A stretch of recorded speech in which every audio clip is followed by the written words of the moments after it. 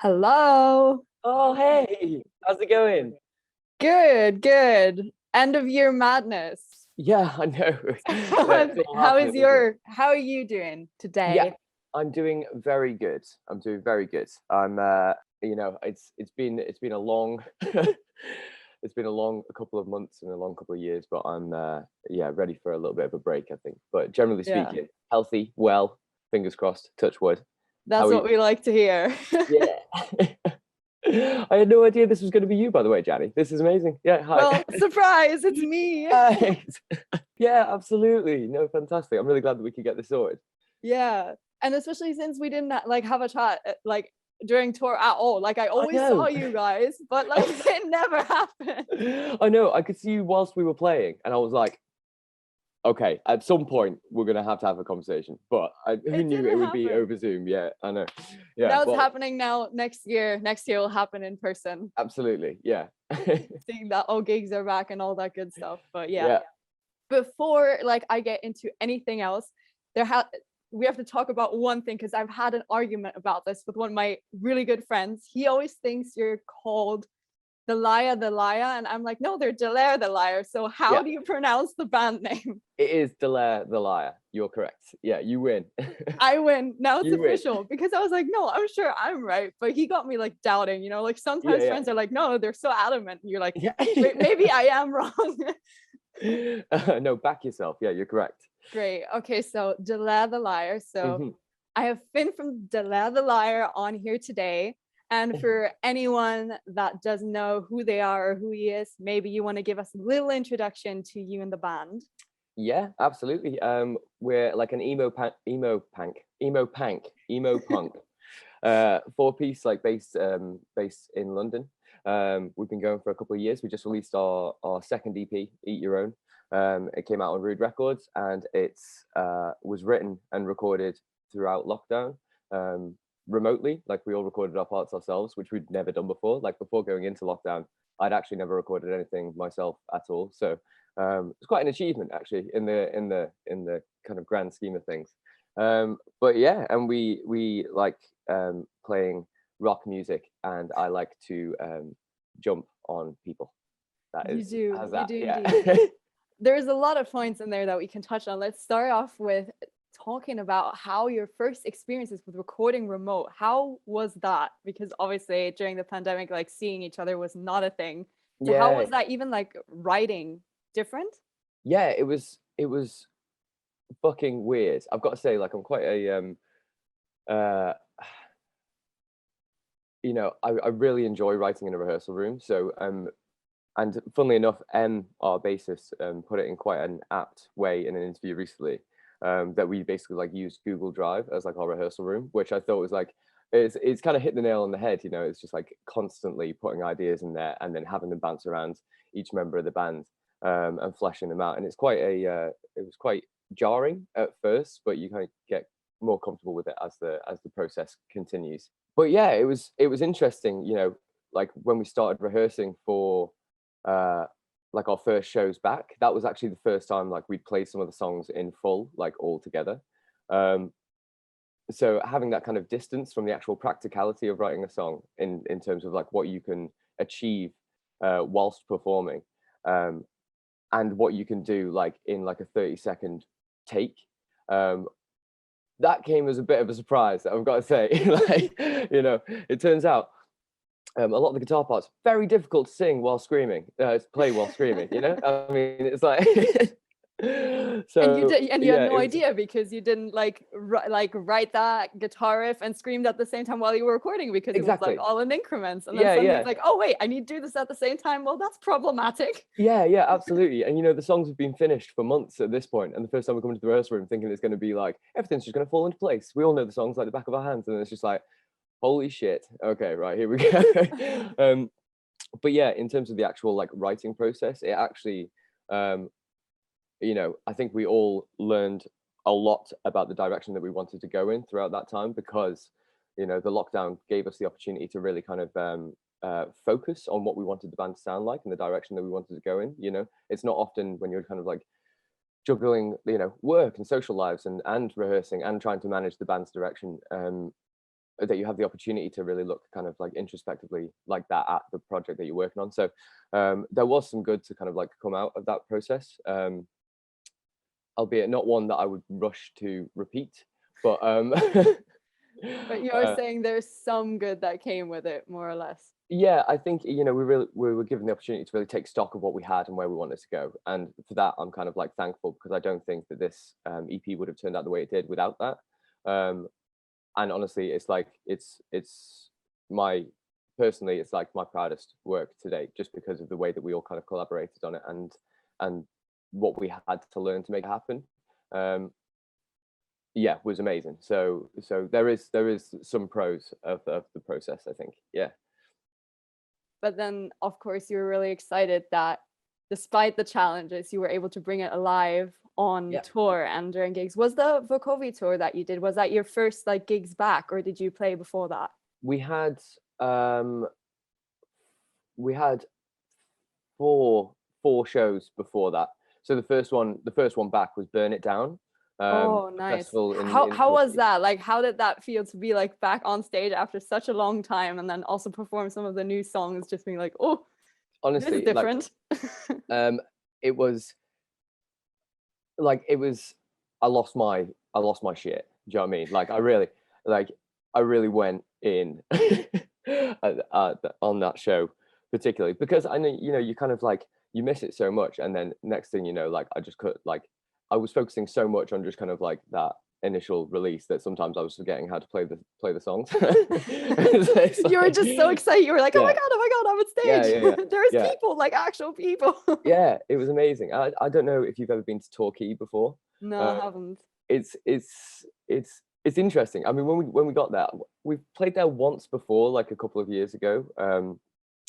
But when we got there, we were driving like down this like marina kind of thing, Mhm. and there was just it kind of looked like the Florida of England. That's kind of like what I would say. Like Interesting. there was like these like I don't know, like palm trees on the marina. There was like a cruise ship like Palm in the trees. yeah. I know, yeah. What?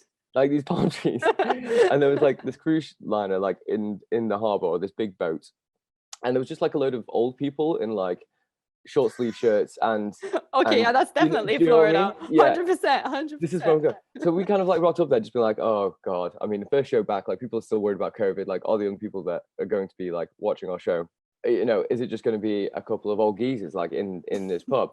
And then we turned the corner, and it was literally the whole like main Packed. road was just packed with emos, and we were like, "Our people, Ah, our there they people, are. there We they found are, them. the They made it emos." to Yeah, Florida.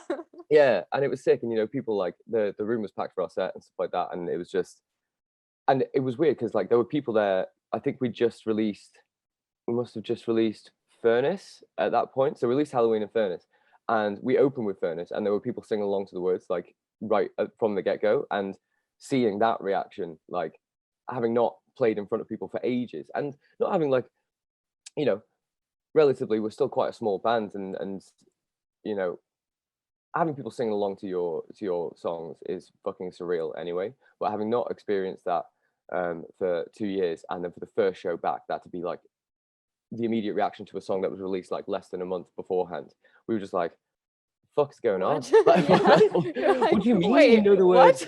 I barely know the words." You know, it's like, but yeah, it was just it was great. So yeah, it was a really good welcome back, and we got to see a lot of people that we hadn't seen for 2 years as Yeah, well. You know, at the shows, like in friends in bands and stuff like that. It was a very very wholesome time.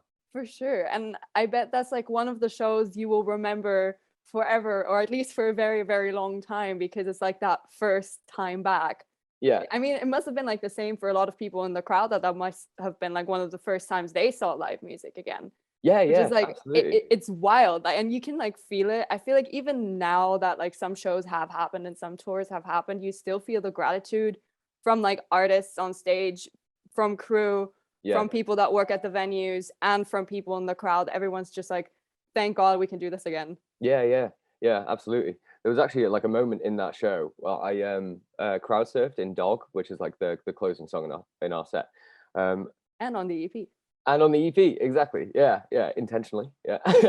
um, but yeah, I like crowd surfed in Dog, and I kind of like I was singing, and I had my hands back, and then I felt like this like massive. I just held hands with this very large man behind me, like just for like a Aw, little bit in that's so dog. It wholesome. was like it was really wholesome, and I think there might be a video of it like bouncing around on the internet somewhere, because I didn't see who it was, but I just felt the size of their hand, you know, and And you were like, oh my I was God.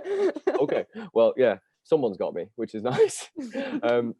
But yeah, that was just kind of like, I think that kind of like summed up the experience quite well, actually. That kind of uh yeah, it felt very supported, and it felt very uh yeah, like the kind of love shared was reciprocal, and it was, yeah, it was great.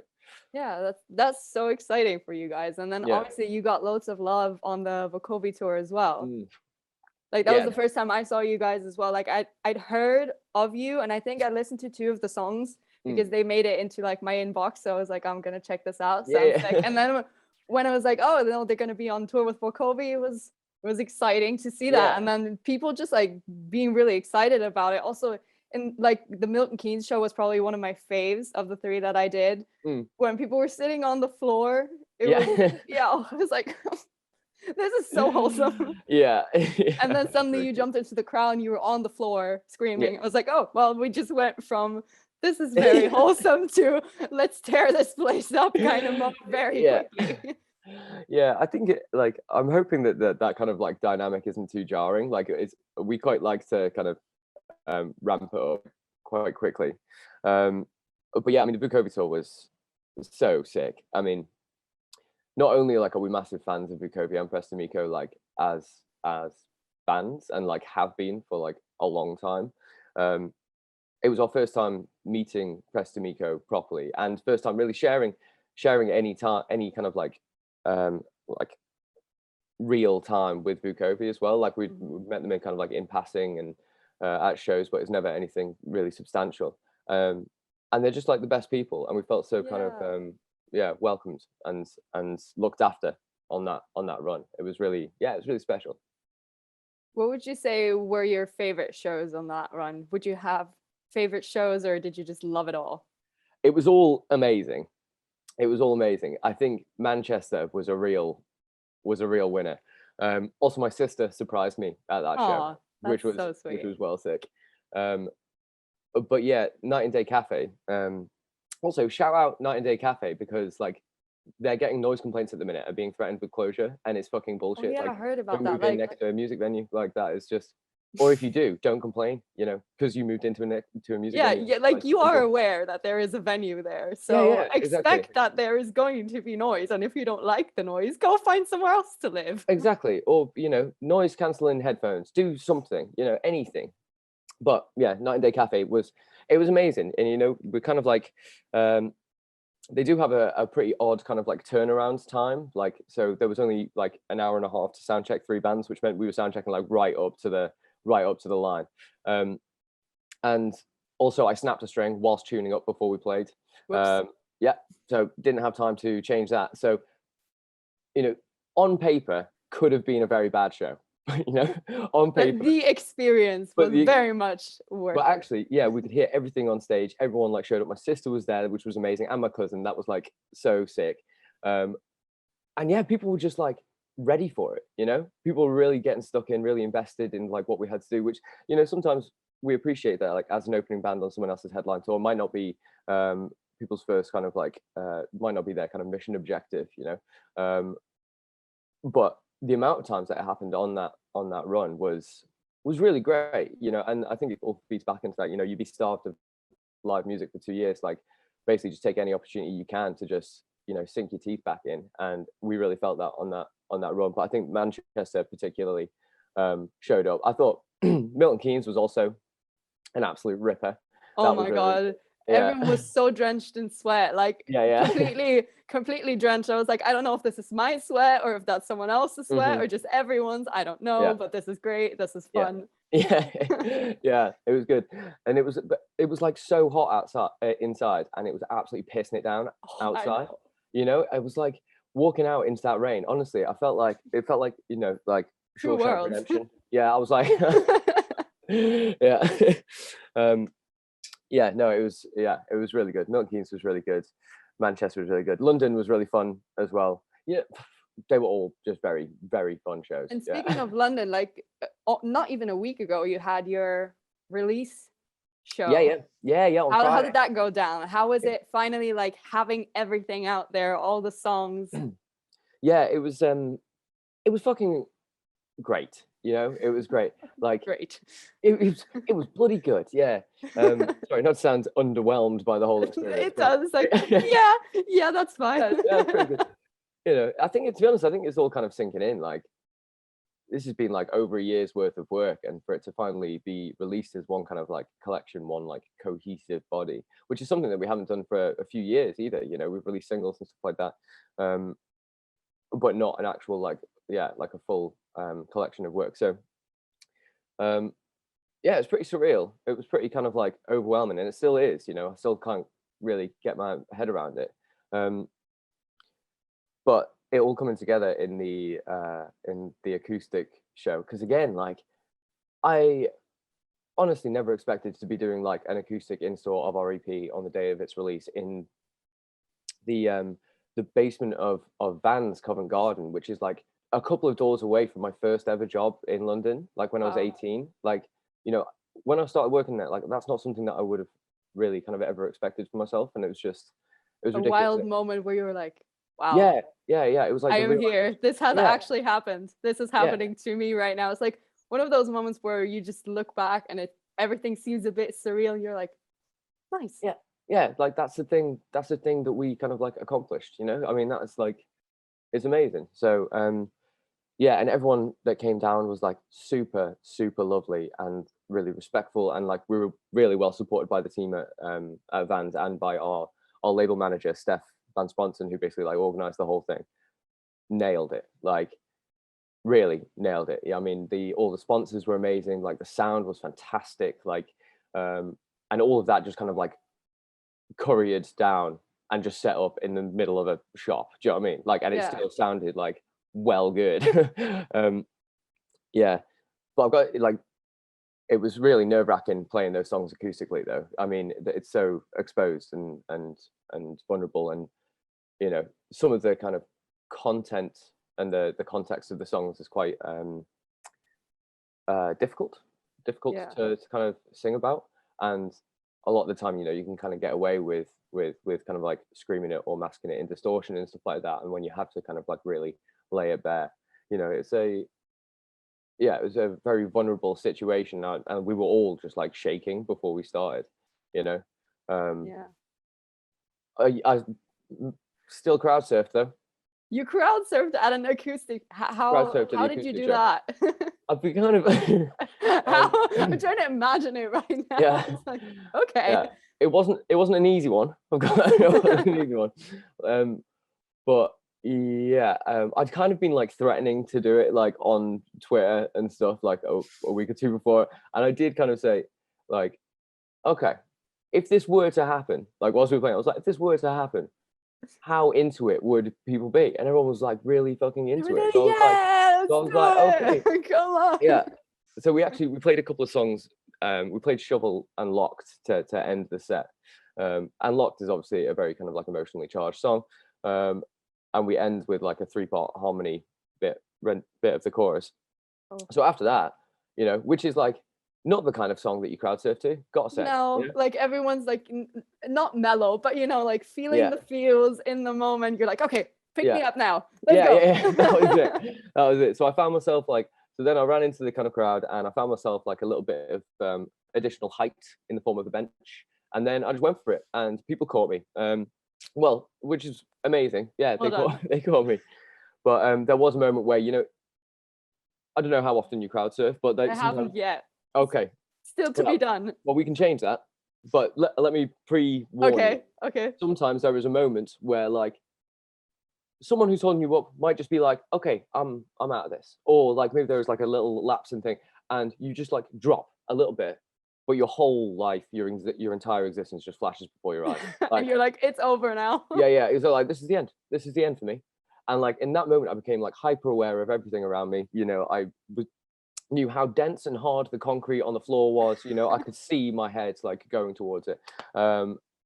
but then I went back up again, and it was perfect. You know, all of those fears Well just done. kind of like dashed aside. But Wow, what a metaphor for life, you know, I all know, the ups and downs. all the ups and downs, exactly. But Life there is just was a one big happy cloud end for surf. you. Yeah, that was it. Yeah, but it was sick, and there was someone customizing, like hand painting like our EP artwork onto people's shoes. Like Oh wow, if it, yeah, that's so sick. yeah, it was amazing. So like if you bought a pair of shoes like on the night, you could get this done for free, and like Oh, a load of people sick. bought shoes, and it was just fucking, it was, yeah, she was called Alana McDowell was the artist. um yeah, and it was amazing, you know, because like the designs that she was like putting onto people's shoes were like my drawings. So like it was quite cool to just see, like, you know, my funny little doodles like actually, you know, done by Turn someone into something. who can actually paint, you know, rather than me just going, wee. But you Yeah, set the trend, so yeah. well done you. Thank you. But yeah, it was again just another real like a very surreal moment that I was not expecting to happen, and was really kind of taken aback by. But yeah, it's all still sinking in. Yeah, and from all of that, I'm judging that reactions to the EP have also been pretty good. Hmm. Yeah, like well good. Well, good. Yeah. Well done. Thank you. Yeah, they've been, people seem to have really understood it, which is kind of, you know, when it comes to like writing stuff like this, you're writing largely for yourself, particularly like kind of with like lyrical content and concepts and stuff like that. You know, you're writing something that you can be kind of like unequivocally proud of, like that has a common theme that you think is clear enough to present to other people in the hopes that they kind of get it too. But you're doing it for yourself, really, you know, when it kind of like boils down to it. But to see people actually be able to kind of like understand all the references to the kind of like the clear themes, and to see the concepts that run through the videos and be able to tie them all together, it's it's really rewarding, you know. um, and I think we all feel that way, and we've had some amazing feedback and reviews from I mean, not gonna lie, like I was in work, we got like the Kerrang review came through, and like I was just like You're like, getting this is all not misty eyed. real. I Like, was, can yeah, I someone couldn't like believe it. slap me just Yeah, so I know this is honestly, actually happening? Yeah. yeah, it's just, you know, I was in I was in work, like in the middle of serving people, and then this review comes through, and I'm just like, I fucking, like, I can't believe this. Like, this is like a magazine that I've been reading since I was a kid, and like this is a fucking 4 out of 5 review on our EP, and like some, yeah, really kind of just, Emma Wilkes really understood the EP, and that was apparent in that review, and I just, yeah, I was blown away Which is by it. amazing. Um, Yeah. yeah, yeah, it was sick. But yeah, the reaction's been really good so far. And that's definitely like seeing the reactions being so good from fans, from the press, and in general. I mean, that speaks for authenticity. Basically, it's a win for authenticity for you guys finding a way to tell your story in a way that people can relate to it. I mean, like you were talking about vulnerability a lot when we were just chatting about the Vans acoustic show. Yeah, And vulnerability is such a big theme in all of your songs as well. yeah, yeah, yeah. It's true. You know, I mean, it's hard to find kind of like a space um, or a position to really be vulnerable, and I think we kind of find that voice in the music that we perform, and it offers a space for other people to be vulnerable as well, or at least I think that it tries to. I think being honest and reflective about your decisions and actions, and how you interact with people, and how your actions affect other people, um, is really important, and trying to be as objective as you can in those reflections is also really important. And I think that's certainly like some of the themes that we try to explore in the EP. Yeah, and it seems like that's resonated with an amount of people as well. So you know, yeah, it's just it's a really, it's a heartwarming experience, you know. Yeah. And yeah, it's kind of like almost where it's a little overwhelming, like, because you feel so seen in these moments where, you know, where like there's an amount of attention on you, like kind of like yeah, exposing a very kind of like so I was gonna say exposing a very tender side of yourself, but that sounds like not not what you're trying to not say, what I mean, but like it very, is, but it could be misinterpreted, I think. yeah. But that is what I mean is that, like, you know,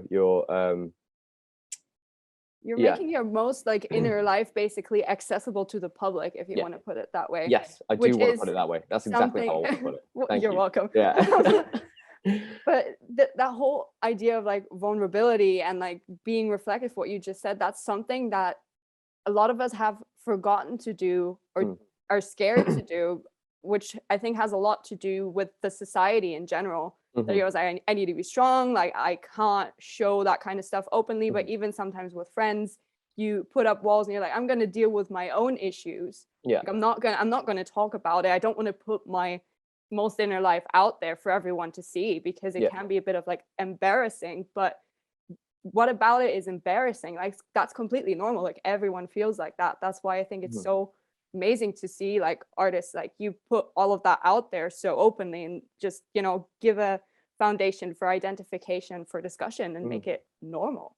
Oh, thank you so much. That's really lovely. I think, yeah, I mean, yeah, you're right. And you know, it could be, I think a lot of kind of like the way that society and kind of like how we interact with others, you know, there's a huge amount of performance in it, and there's a lot of like secrecy in what you kind of like show and what you don't show.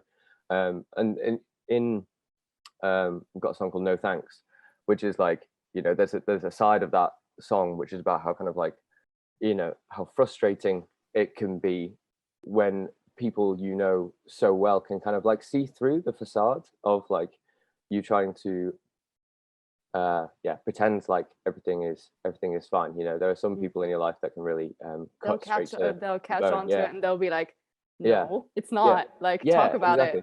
You know, and that can be frustrating as someone that's trying to literally just kind of like, you know, get their head down and just kind of like power through it. But ultimately it's rewarding, and it's coming from a place of like real care. And I think that kind of relationship is starting to become like increasingly rare, um, particularly over the past 2 years, when a lot of people's like only form of communication with their friends is social media, and without kind of like interperson contact. I think Missing. there's It's something, one yeah, whole there's something missing. dimension missing, Yeah, like yeah, quite exactly. literally, because Yeah.